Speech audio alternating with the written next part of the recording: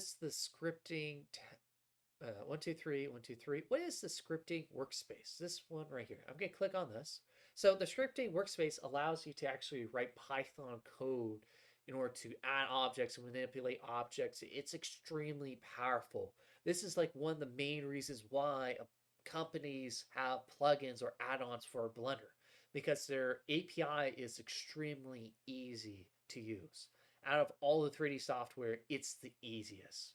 So because of that, you can do a lot of scientific work for visualizations. You can do plugins. It's very powerful, especially since it can actually tell you what the actual calls are. So I have this cube right here. Let's delete it. So X delete.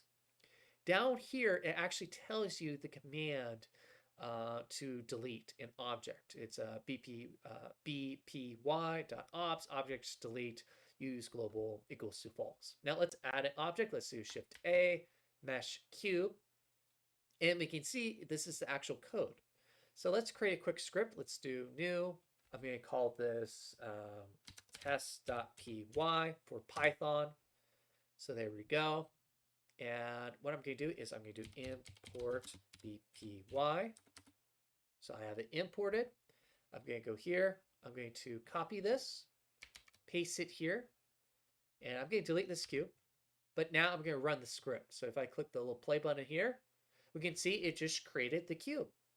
So it can do a lot more powerful things than just create a cube. It can change the color of the cube. It can, modify the shading of the cube.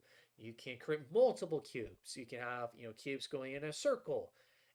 Essentially, the sky's the limit. So the scripting here, in case if you want to use it for more of your workflow, your Blender workflow, it's for automation. So if you need to do something multiple times, this is your friend in order to automate it.